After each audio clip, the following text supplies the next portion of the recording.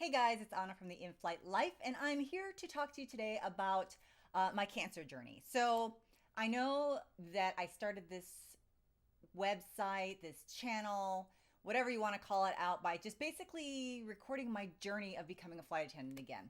So and as many of you know, and I'm going to keep repeating this story because I know some of you are catching this as the first video, but I found out I had cancer about 3 weeks before I was to attend training for a major legacy carrier.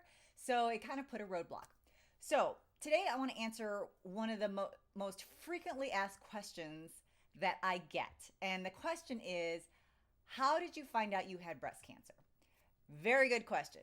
Now, I'm going to back up and say I'm not I'm a worrier. I was going to say I'm not usually a worrier, but I usually am. But one of the things in the back of my head was that I was worried that someday I would get breast cancer and I wouldn't notice and it would get really bad. That was actually a fear that I had. I don't know why I had that fear. It was just something that kind of stuck with me. I think during one of the times that I was pregnant, we were in the military and they had in the gynecology OBGYN section, they had like a fake breast, and they wanted you to find, trying to teach you how to find lumps.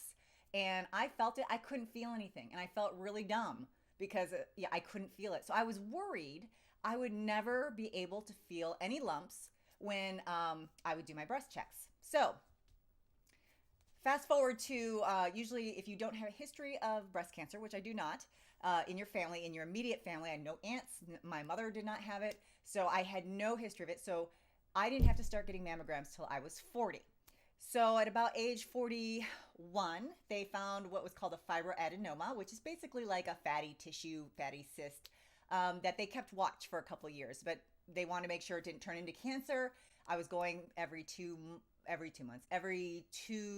twice a year to go to the to get mammograms. After all that happened, after I was done, going to get mammograms for twice a year, I actually stopped going because I was just tired of it. I was tired of having to go. They basically said I could come every year at that point, and next thing I know, a year went by, and then another year went by, and I realized I hadn't been checked. I was still doing my monthly checks, and I didn't feel anything. In the summer of 2017, I noticed there was something like a tenderness that I felt, but I couldn't feel anything. And when I was getting ready for training, I decided I was going to do all my appointments, get all the, yearly things that you're supposed to do, your physical, your blood work, everything. Because when you get older, you have to kind of check everything. And one of the things was to get my mammogram. So I'm like, well, let me get it done because otherwise I'm just not going to have time to do it next year. And that is basically what happened. That's how I found it. I found it by going to my screening that I should have been doing every year. And I found it, they found it. And they even told me it was the type of cancer. It's a very common cancer. It's called interductal invasive ductal carcinoma. It's a type of cancer that's very common and also very difficult to feel. All that is to say is, if you are in your 40s, do not wait to get your mammogram.